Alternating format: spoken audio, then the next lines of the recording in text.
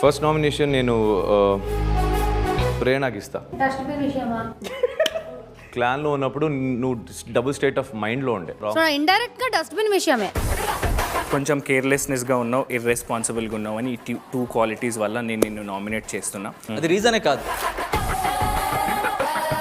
నాకు వాయిస్ ఉంది అని నేను ప్రూవ్ చేయడానికి రాలేదు. నేను ఇక్కడ పర్సనాలిటీ డెవలప్మెంట్ కి కూడా రాలేదు. నేను కూడా ఉన్నాను, నాకు ఛాన్స్ వస్తుంది, నేను మాట్లాడతా. నాకు మీరే రాంగ్ అనిపిస్తుంది, నాకు క్లాన్ రాంగ్ అనిపించట్లేదు. మాకు క్లారిటీ ఉంది కాబట్టి మేము ఏదో చేసుకున్నాం. ఫస్ట్ ఆఫ్ ఆల్ మీకు బిగ్ బాస్ లో నామినేషన్ ఎందుకు చేయాలి అది తెలీదు, ఎందుకు నామినేషన్ చేస్తాం అది మీకు తెలీదు. యష్మి, మీకు ఒక స్పెషల్ పవర్ లభిస్తుంది.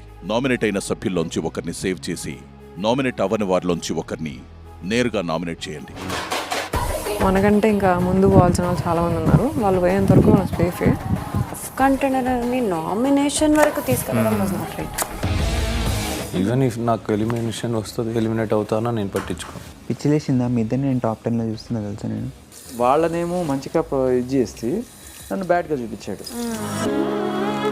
బాగా అర్థమమ్మాయి. ఈ సీజన్ చాలా డిఫరెంట్గా ఉండబోతుందని ఈ ఇంట్లోకి రాగానే తెలియజేయడం జరిగింది. మీ దగ్గర ఉన్న ఆహార పదార్థాలు ప్రతిదీ స్టోర్ రూమ్లో పెట్టండి.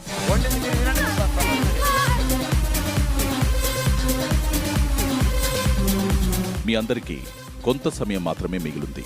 ఈలోగా ఏం తినాలనుకుంటే అది తినేయండి.